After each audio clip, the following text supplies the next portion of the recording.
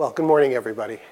What we've been doing over the last several months is pulling together a presentation about the prospects and some of the particulars of the idea of moving the Wood Turning Center to the John Grass Building. And this study was done to explore in more depth than we've certainly looked at before how to do that, its feasibility, the practicality, does the program work.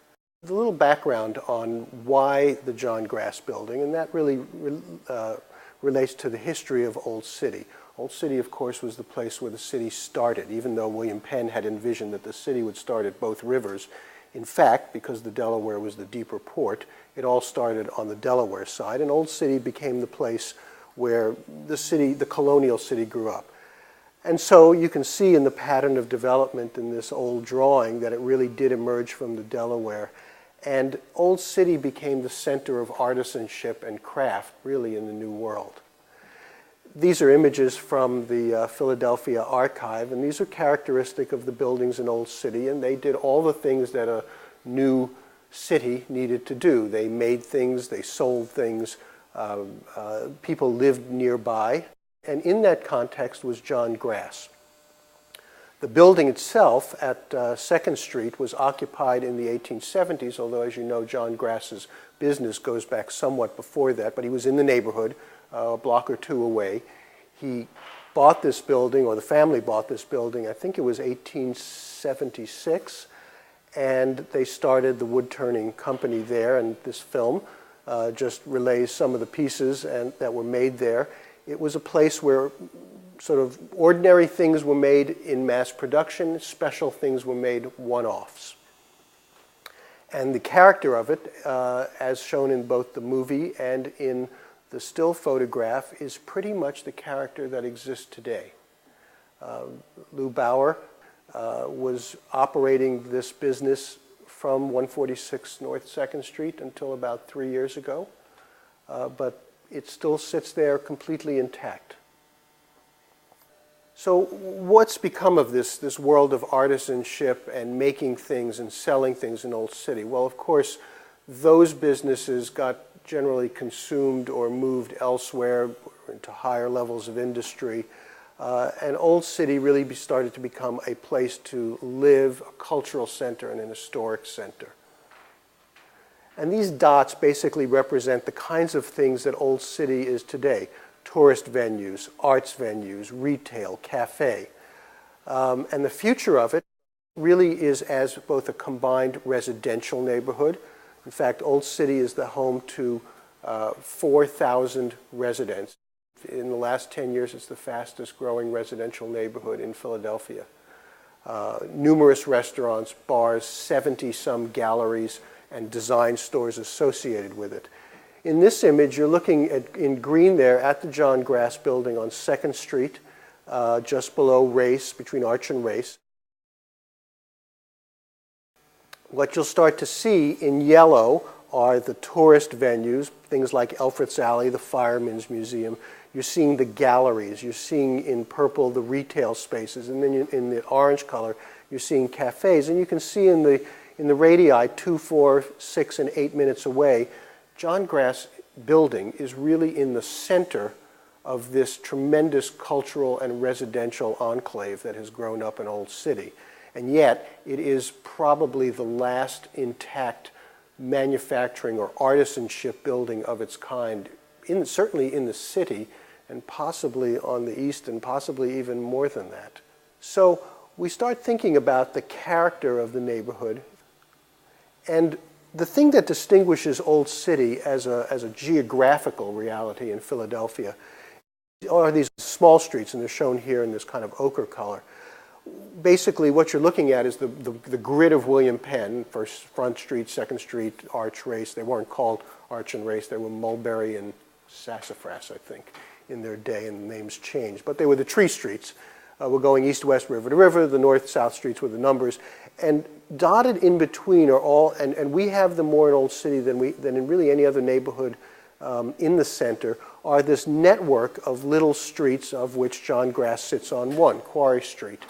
And the little streets are the places actually that are the kind of special character of the neighborhood. So here's John Grass today.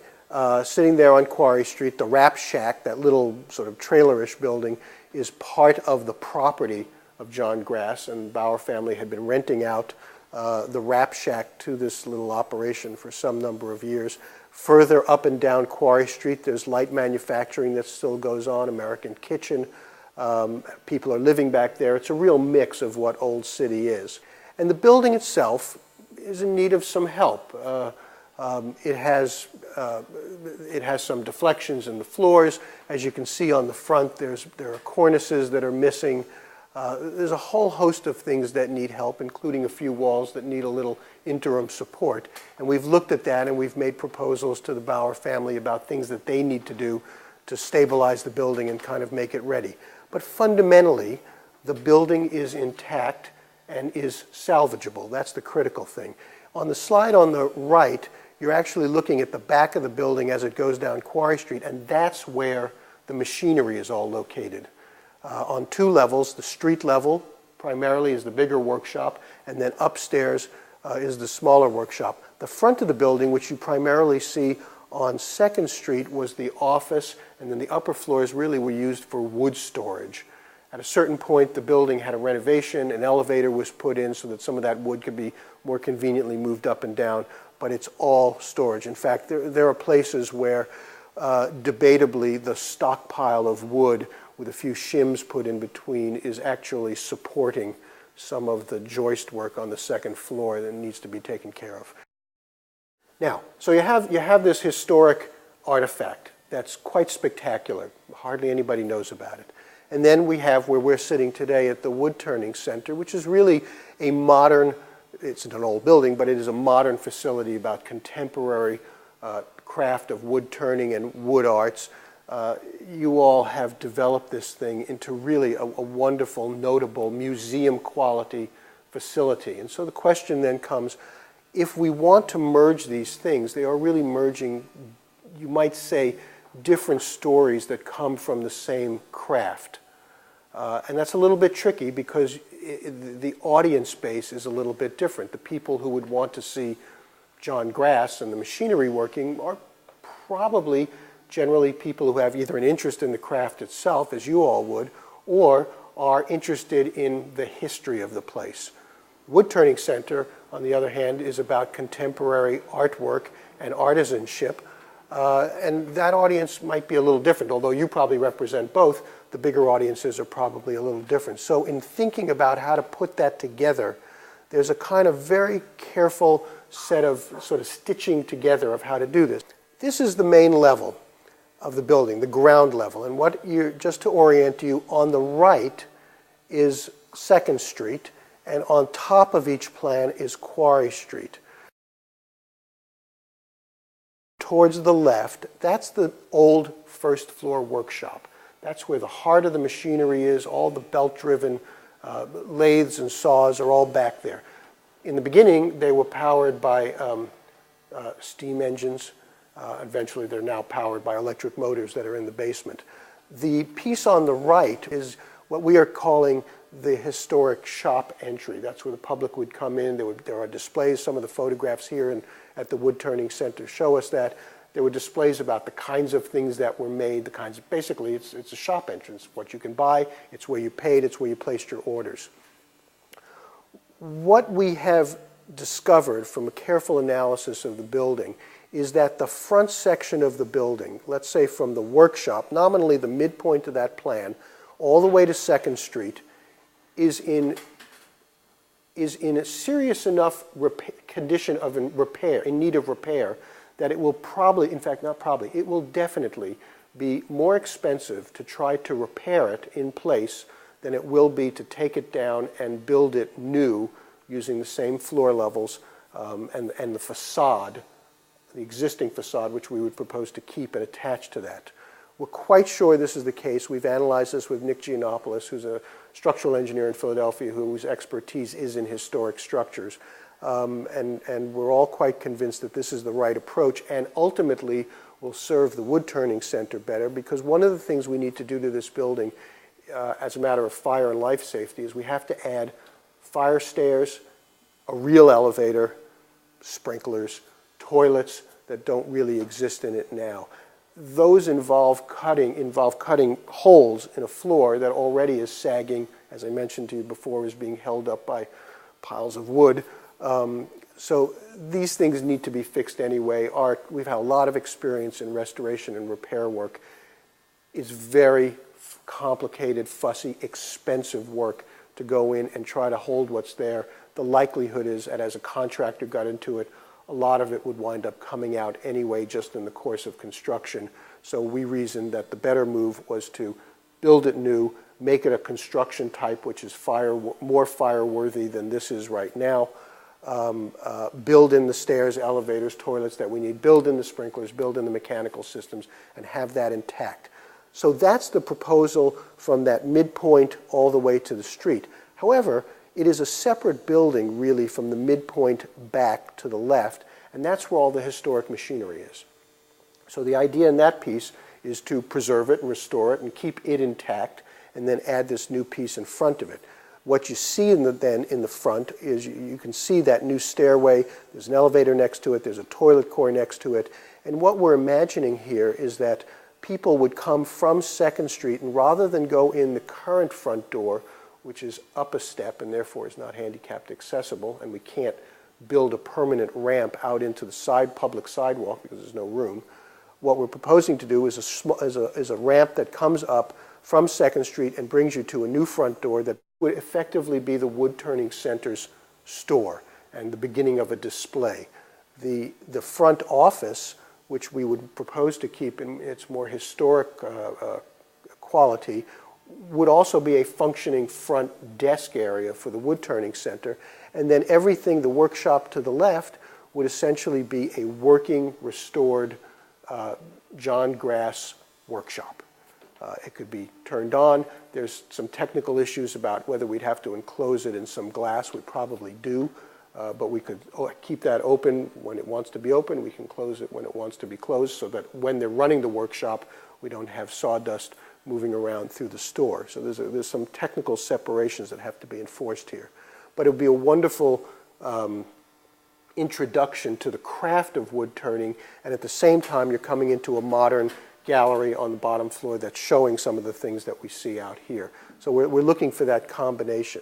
If you go to the next slide, we go up to the 2nd floor. Now the 2nd floor, again, the thinner piece in the back is the upper level of the workshop that exists now, and from that midpoint back towards the right is all new.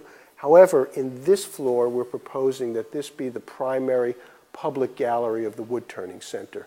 And even though we would keep some of the artifacts, for example, the belt-driven shafts that are in the workshop upstairs, the proposal is to keep them as a display item, but in the context of a new gallery. Not very different from what we see right here, where some of the display techniques that were from the store that was here before the Wood Turning Center was here, they were kept, and now the Wood Turning Center is using them for display. We'd see this very much the same way. Keep some of the artifacts of the workshop, integrate them into a display, but it's fundamentally about a modern wood turning center. And this will give the Wood Turning Center a gallery of a size that it needs to actually exceed what we have now. We go to the next slide. The top floor is only the front building, and again, it's new. You see the stairs, elevators, and toilets coming up.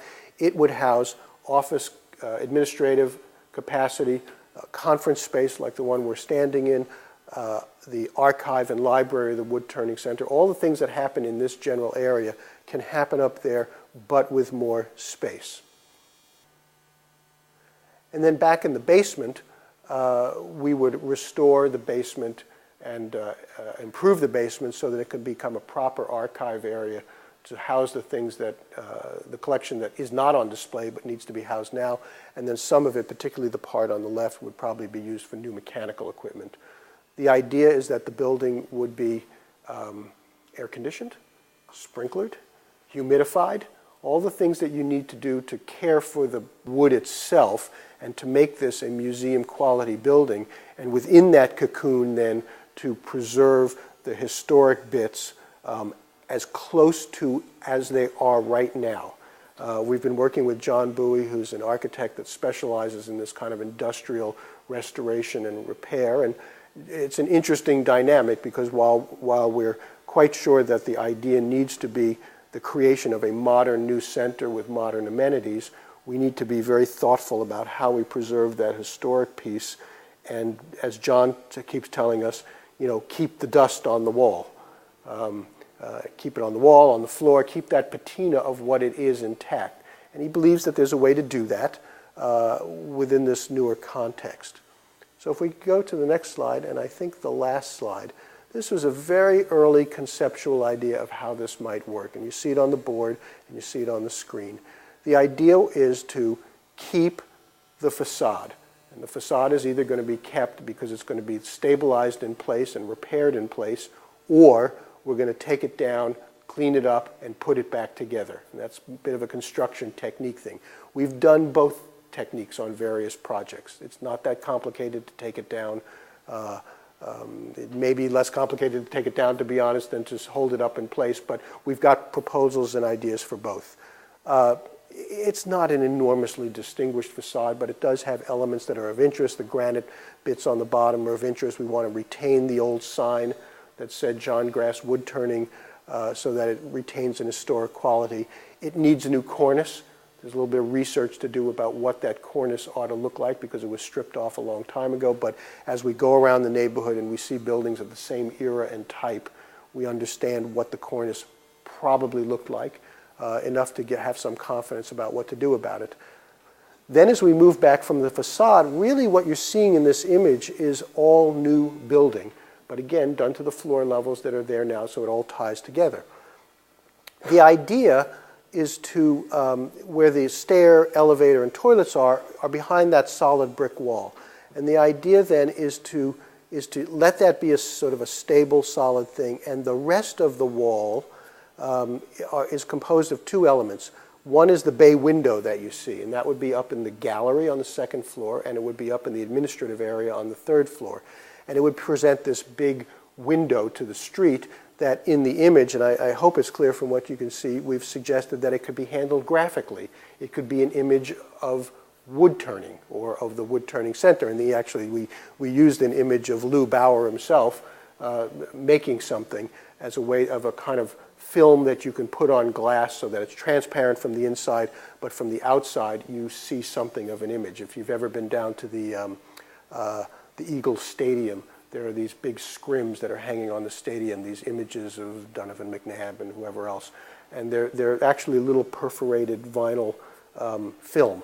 So you see through them, but you also see the image at the same time. That's the idea for the bay window. It's a big advertisement, basically, for the Wood Turning Center, particularly as you're coming down from 2nd Street, which in this case is important because people get off of I-95 and they actually enter Old City coming down 2nd Street. So this would be a very prominent feature. The rest of the wall that you see in this wood color is in fact, the proposal is in fact to do it in wood. What we'd love to do is essentially build a wall behind it that is some solid and some glass, but that there is a screen in front of the wall and that screen be made up of turned wood. There's an artist, we were inspired by an artist here, Peter Exton.